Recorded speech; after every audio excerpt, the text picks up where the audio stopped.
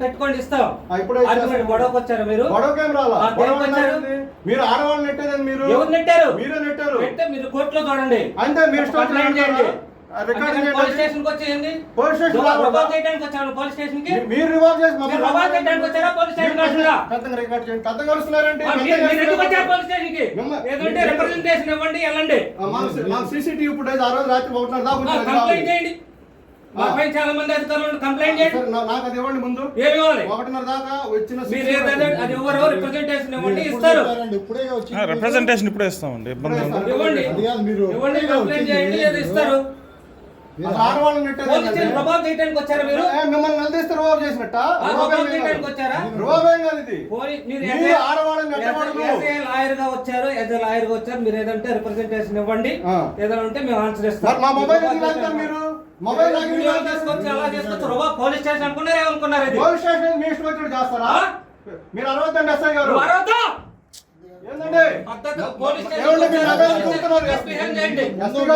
ఏంటండి మీరు పెద్దగా అరుస్తున్నారండి. సమంజసంగా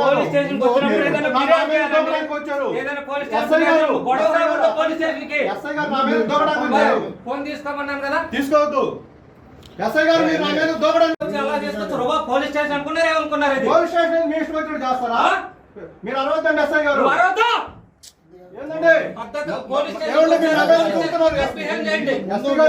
ఏంటండి మీరు పెద్దగా అరుస్తున్నారండి. సమంజసంగా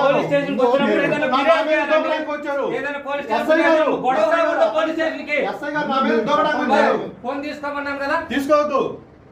ఎస్ఐ గారు మీరు నా మీద దూకడానికి. గుంటూరు జిల్లా చేబ్రోల్ ఎస్ఐ వీరనారాయణ గారు గత 8వ తేదీ రాత్రి 7:30 సమయంలో అక్రమంగా ప్రతిపక్ష పార్టీకి చెందిన వారి మీద కేసులు పెడుతూ, ఎందుకని కేసులు పెడతానని అడిగిన వచ్చిన ఆడవాళ్ళని నెట్టివేస్తూ, పైగా అక్రమంగా రౌడీ షీట్ తెరిచి వాళ్ళందరినీ ఇబ్బందులకు గురి చేస్తానని బెదిరిస్తున్న కారణంతో, మరియు రాత్రి అర్ధరాత్రి సంవత్సరంలో జైలు శిక్ష పడిన నేరానికి సైతం అర్ధరాత్రి 1:30 వరకు ముద్దాయిని రక్షణ నిలయంలోని అక్రమంగా నిర్బంధించిన కారణాన్ని ఎందుకు అలా చేస్తున్నారు, అలా చేయడం సమంజసం కాదు కదా అని మాట్లాడటానికి వెళ్ళినటువంటి నేను, అనగా ఆంధ్రప్రదేశ్ ఉన్నత న్యాయస్థానం ముందు న్యాయవాదిగా వ్యవహరిస్తున్నటువంటి గుండాల శివప్రసాద్ నా మీదనే దౌర్జన్యం చేయబోయి దాడి చేయబోయినంత పని చేశారు.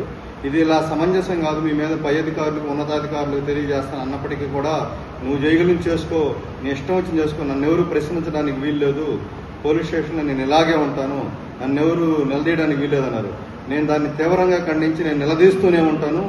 ఎన్ని ఆటంకాలైనా సరే, మీరు ముద్దాయిల్ని అక్రమంగా నిర్బంధించినా, లేదంటే ఆడవాళ్ల మీద దౌర్జన్యం చేసినా, చేతులు వేసినా చూస్తూ ఊరుకునేలేదని, మాకు మిమ్మల్ని ప్రశ్నించే అధికారం ఉందని తెలియజేయగా మీరు చేయగలిని చేసుకోమన్నారు. దానికి గాను గుంటూరు జిల్లా ఎస్పీ శ్రీ వకుల్ జిందాల్ గారికి చేయగా, వారు ముఖ్యమంత్రి గారి బందోబస్తులో ఉన్నారట. వారి సిబ్బంది సంబంధిత తర్వాత అధికారులకు తెలియజేయమన్నారు. వారికి ఇప్పటికే తెలియజేశాను, వాట్సాప్లో కూడా మొత్తం చిత్రీకరించి పంపించాను. సంబంధిత అధికారులు విచారణ జరిపి చర్యలు చేపడతామని కోరుతున్నారు. దీన్ని చూసైనా సరే ఇప్పటికీ పై అధికారులు, గౌరవ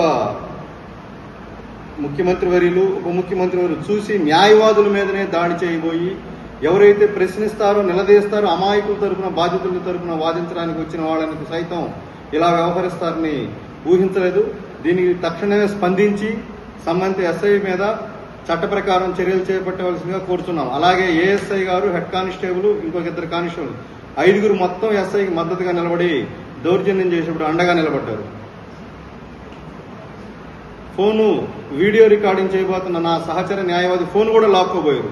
నేను స్పష్టంగా తెలియజేశాను, గౌరవ సర్వోన్నత న్యాయస్థానం వారు తీర్పు ఉన్నది, పోలీస్ స్టేషన్ రికార్డు చేయించాను, అయినా సరే మేము లాక్కుంటా మీరు చేయగలిగింది చేసుకున్నారు. దీని మీద విచారణ జరిపి చేబ్రోలు ఎస్ఐ గారి మీద, ఏఎస్ఐ గారి మీద, హెడ్ కానిస్టేబుల్ గారి మీద, మిగతా 2 కానిస్టేబుల్ మీద చర్యలు చేపట్టవలసిందిగా, చట్ట ప్రకారం వ్యవహరించవలసిందిగా కోరుచున్నాం.